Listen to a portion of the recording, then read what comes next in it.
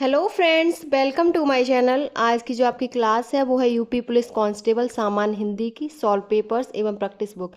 इसमें आपकी solve papers जो आपके अगस्त 2024 में जो री एग्ज़ाम हुआ था यूपी पुलिस का, उसमें आपकी 4 क्लासें हो चुकी हैं हिंदी की। आज जो आपकी क्लास है वो प्रैक्टिस बुक की है। इसमें प्रैक्टिस बुक में भी आपके 2 सेट हो चुके हैं, आज आपका तीसरा सेट है। तो सबसे पहले आप हमारे चैनल को सब्सक्राइब कर लीजिए और ताकि कोई वीडियो नोटिफिकेशन आए तो आप तक पहुंच जाए। ये क्लास आपकी जो भी एग्ज़ाम में आपकी हिंदी पूछी गई उसके लिए मोस्ट इम्पॉर्टेंट है। जो हिंदी पूछी जाएगी उसके लिए इम्पॉर्टेंट रहेगी। चलिए शुरू करते हैं आज की अपनी क्लास। ये है आपका प्रैक्टिस सेट नंबर 3। 2 आपके हो चुके हैं। आप चैनल को सब्सक्राइब करके वहाँ से यूपी पुलिस की और भी वीडियो हमारे चैनल पर उपलब्ध हैं। आप सब चैनल को सब्सक्राइब करके वहाँ से देख सकते हैं। पहला क्वेश्चन है, लिपि चिन्ह के क्रमबद्ध समूह को क्या कहते हैं? ऑप्शन है अक्षर, वर्ड, वर्ण समूह और वर्णमाला। इसे जो कहते हैं वो वर्णमाला कहते हैं। लिपि चिन्हों के क्रमबद्ध समूह को वर्णमाला कहते हैं। नेक्स्ट क्वेश्चन है, दिए गए वाक्य में उपयुक्त विराम चिन्ह का चयन कीजिए। अनिल घर आया, थोड़ी देर रुका और चला गया। इसमें कौन सा चिन्ह है? तो इसमें जो आएगा वो ये आएगा, सी ऑप्शन सही है। नेक्स्ट क्वेश्चन है, संज्ञा का भेद नहीं होता।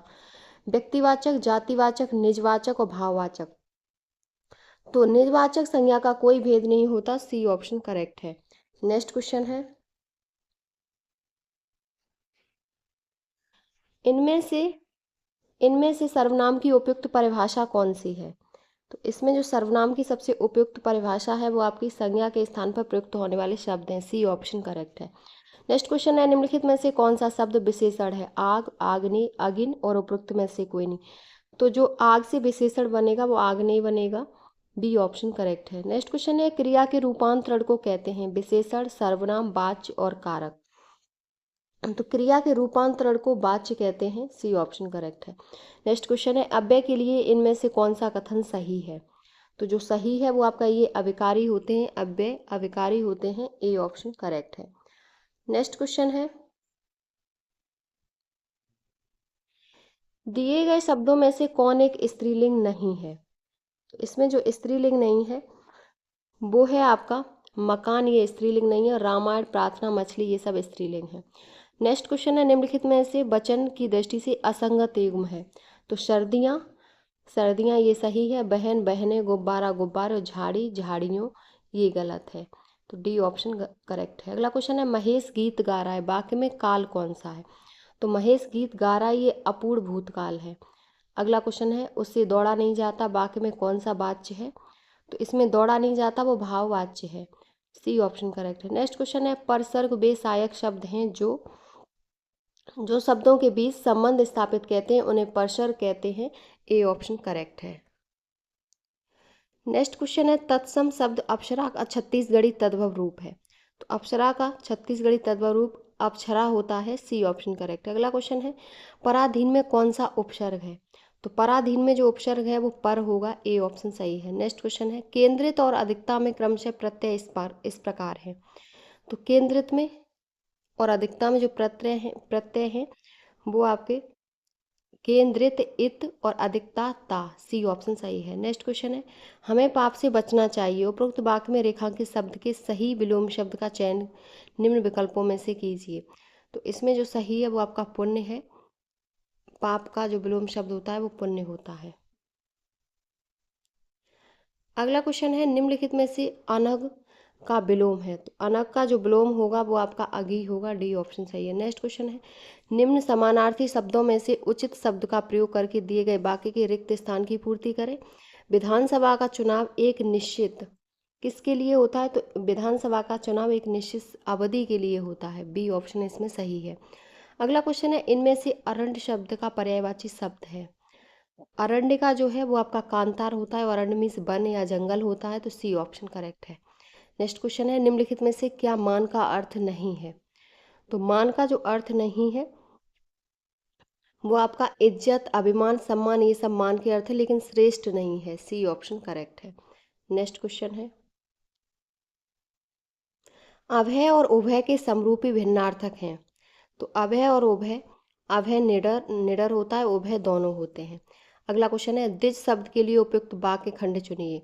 तो द्विज के लिए जो होता है वो है आपका 2 बार जन्म लेने वाला, उसे द्विज कहते हैं। नेक्स्ट क्वेश्चन है अज्ञ का अर्थ है। तो अज्ञ का अर्थ आपका जो कुछ नहीं जानता उसे अज्ञ कहेंगे।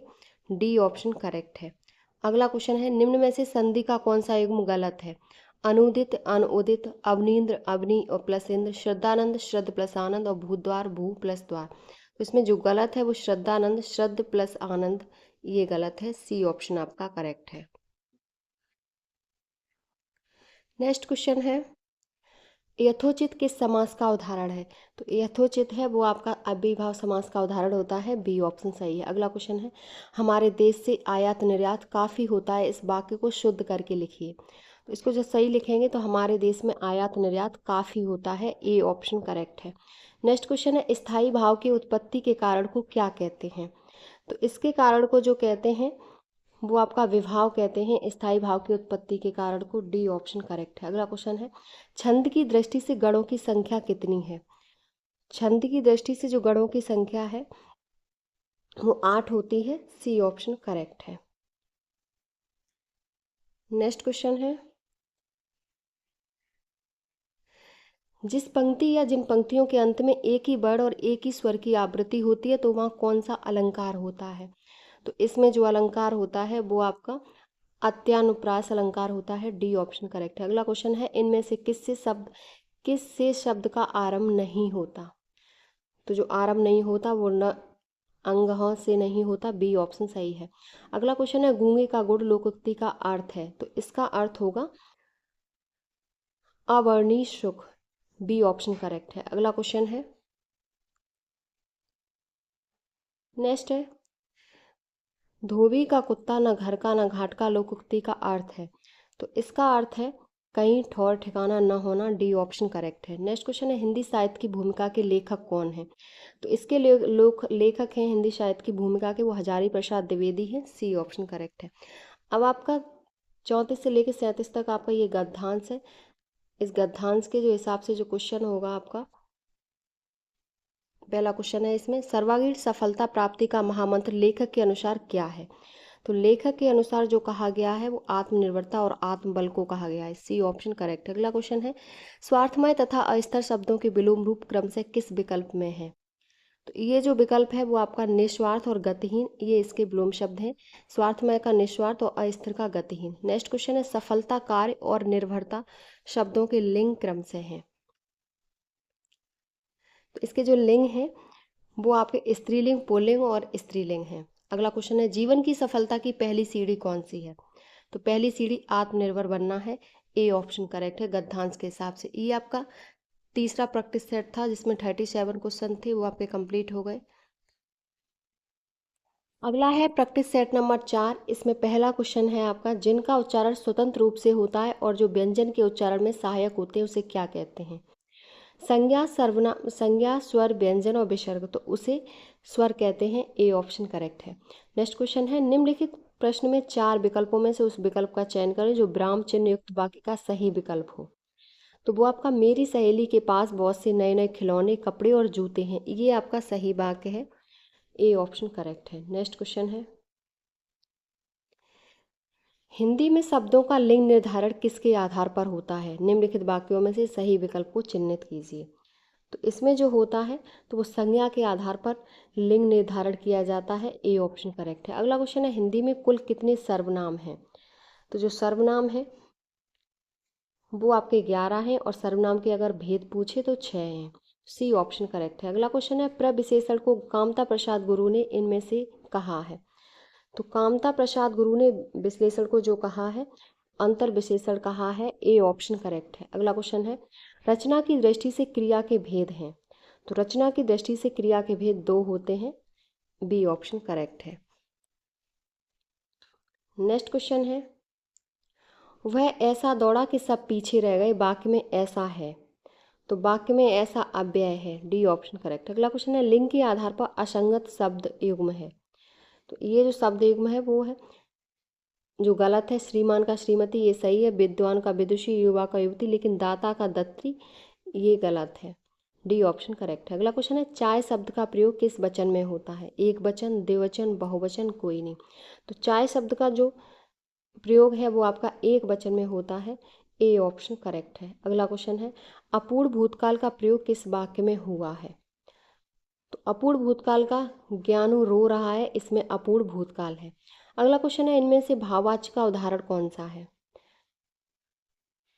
तो धूप में चला नहीं जाता, डी ऑप्शन ये भाववाच्य का उदाहरण है। नेक्स्ट क्वेश्चन है, कारक के भेद हैं 5, 6, 7 और 8।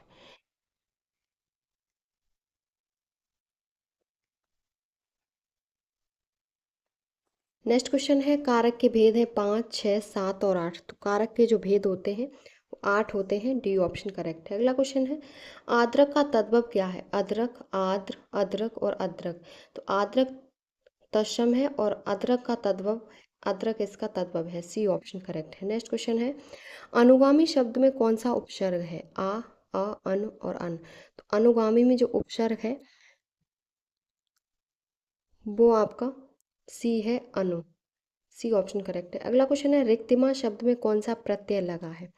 तो रिक्तिमा में जो प्रत्यय लगा है वो इमा लगा है, सी ऑप्शन करेक्ट है। नेक्स्ट क्वेश्चन है, अनुराग का विलोम है विराग, सुहाग, वियोग और विहंग। तो अनुराग का जो विलोम है वो आपका विराग है, ए ऑप्शन करेक्ट है।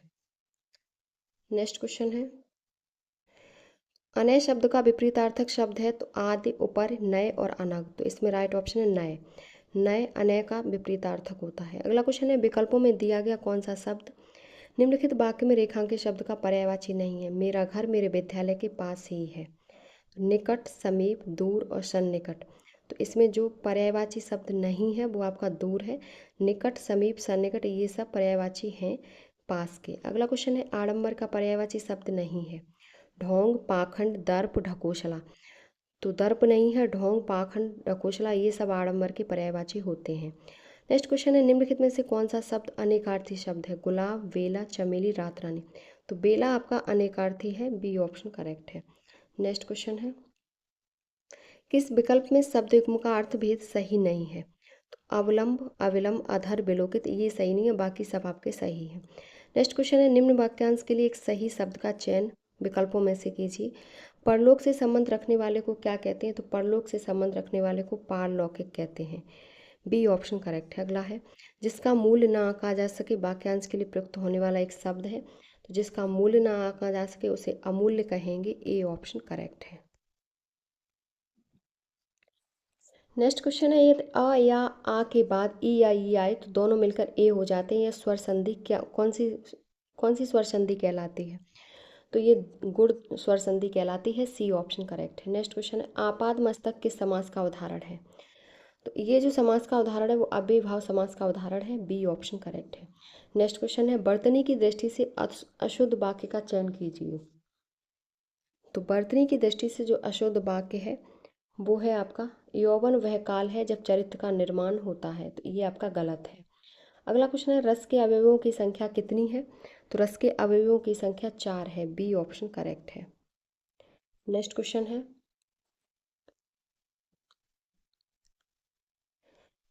अगला है, अनुष्टुप है, एक एक छंद है, एक अलंकार है, एक रस है, एक गुण है। तो अनुष्टुप है वो एक छंद है, ए ऑप्शन करेक्ट है। अगला क्वेश्चन है, तुलसीदास सिदत निस दिन देखत तुम्हार निठराई।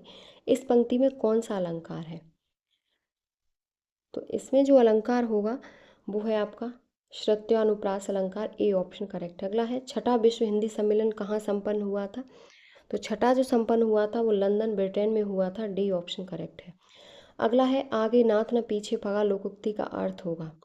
तो इसका अर्थ होता है कि किसी तरह की जिम्मेदारी का ना होना, आगे नाथ न पीछे पगा, सी ऑप्शन करेक्ट है। अगला क्वेश्चन है, बूंद बूंद से घट भरे, सही विकल्प का चयन करके लोकोक्ति पूरी कीजिए। तो बूंद बूंद से घट भरे, बूंद बूंद से घट भरे, टपकता रेतो होए, ए ऑप्शन करेक्ट है। नेक्स्ट क्वेश्चन है, आदिकाल का संभावित समय समय आरंभ कौन सा माना गया है? तो आदिकाल का जो माना गया है वो 1050 विक्रम संवत माना गया है, डी ऑप्शन करेक्ट है। अब आपके 34 से लेके 37 तक आपका गद्यांश है। इसके गद्यांश के क्वेश्चन पूछे जाते हैं। तो इस गद्यांश के हिसाब से जो क्वेश्चन है पहला, गद्यांश के हिसाब से क्वेश्चन है, देह व्याध के निराकरण के बारे में संघमित्रा का क्या विचार था? तो इसका विचार था कि संघमित्र देह व्याध से मुक्त भगवान की शरण से मानते थे। ए ऑप्शन करेक्ट है। अगला है, आत्मा की मृत्यु पर विजय ही मोक्ष है, ऐसा किसका मानना है? तो ये जो मानना है वो मृत्युंजय का मानना है। ए ऑप्शन करेक्ट है। नेक्स्ट क्वेश्चन है,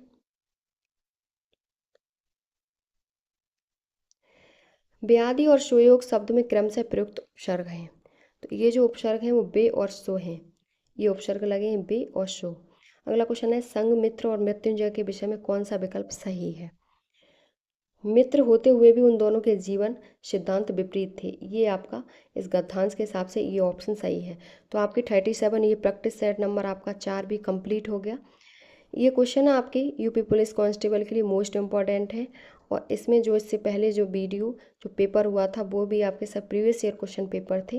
तो अगर आपको हमारी वीडियो पसंद आई हो तो प्लीज़ चैनल को like, subscribe, share and comment करें।